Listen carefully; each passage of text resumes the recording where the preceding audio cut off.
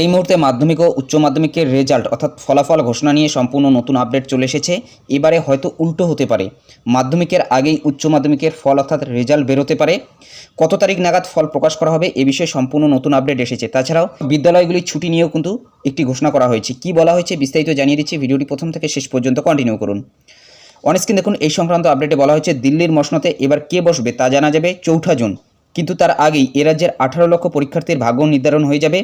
এবার মাধ্যমিকের আগেই প্রকাশ হতে পারে উচ্চ মাধ্যমিকের ফল, এমনটাই খবর উচ্চ মাধ্যমিক শিক্ষা সংসদ সূত্রে। তাৎপর্যপূর্ণভাবে তাও আবার লোকসভা ভোট পর্বেই ফল প্রকাশের সম্ভাবনা। কবে ফল প্রকাশ? লোকসভা ভোট প্রক্রিয়ার মধ্যেই রাজ্যের 2 বড় পরীক্ষার ফল প্রকাশ। 2 পরীক্ষায় মিলিয়ে পরীক্ষার্থীর সংখ্যা 18 লক্ষ। চলতি বছর 2রা ফেব্রুয়ারি থেকে 12ই ফেব্রুয়ারি পর্যন্ত হয়েছে মাধ্যমিক পরীক্ষা। একইভাবে 16ই ফেব্রুয়ারি থেকে শুরু হয় উচ্চ মাধ্যমিক, 29শে ফেব্রুয়ারি শেষ হয়েছে পরীক্ষা। সাধারণত মাধ্যমিকের ফল উচ্চ মাধ্যমিকের আগেই প্রকাশের রেওয়াজ রয়েছে, তার কয়েকদিনের মধ্যেই প্রকাশ হয় উচ্চ মাধ্যমিকের। তবে ব্যতিক্রমী ঘটনাও রয়েছে। সংসদ সূত্রে খবর, এবছর উচ্চ মাধ্যমিকের 8 লক্ষ পরীক্ষার্থীর মধ্যে 2500 পরীক্ষার্থীর নম্বর এন্ট্রি হওয়া বাকি রয়েছে। এই সপ্তাহের মধ্যেই সব ফল জমা পড়ে যেতে পারে। সেক্ষেত্রে চলতি বছর এপ্রিলের তৃতীয় সপ্তাহেই উচ্চ মাধ্যমিকের ফল প্রকাশ হতে পারে, অর্থাৎ এপ্রিলের তৃতীয় সপ্তাহেই উচ্চ মাধ্যমিকের ফল প্রকাশ হতে পারে। বর্তমানে এপ্রিল মাস পড়ে গেছে এবং প্রায় 1 সপ্তাহ কিন্তু পেরিয়ে গেছে। ধরে নিতে পারেন এপ্রিল মাসের 25 তারিখের মধ্যেই উচ্চ মাধ্যমিকের রেজাল্ট বেরোতে পারে। এরপর দেখুন, বলা হয়েছে সংসদ সূত্রে খবর, ফল প্রকাশের 15 দিন পর মার্কশিট পাবে উচ্চ মাধ্যমিক পরীক্ষার্থীরা। অন্যদিকে মধ্যশিক্ষা পর্ষদ সূত্রে জানা গিয়েছে মে মাসের দ্বিতীয় সপ্তাহে বেরোতে পারে মাধ্যমিকের ফল।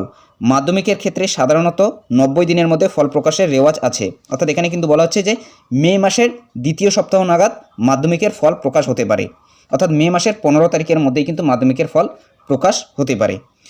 তাছাড়াও দেখুন, এখানে বলা হচ্ছে পর্ষদ সূত্রে খবর, আর কয়েকদিনের মধ্যে বাকি নম্বর জমা পড়ে যাবে অনলাইনে, সেটা রিচেক করা হবে। তারপর পর্ষদ মাধ্যমিক পরীক্ষার রেজাল্টের দিনই মার্কশিট দেওয়ার কথা ভাবছে, অর্থাৎ মাধ্যমিকের রেজাল্ট যেদিনই বের হয় সেদিনই কিন্তু পরীক্ষার্থীদের সেই রেজাল্টটি হাতে দেওয়া হয়, যেটা প্রতি বছরই হয়। সেক্ষেত্রে কিভাবে ভোট প্রক্রিয়া চলাকালীন সংশ্লিষ্ট স্কুলগুলির মাধ্যমিক পরীক্ষার্থীদের কিভাবে মার্কশিট বিতরণ করা হবে তা নিয়ে ধন্দে মধ্যশিক্ষা পর্ষদ, যদিও সেই সমাধানের প্রক্রিয়া জারি রয়েছে বলে পর্ষদ সূত্রে খবর।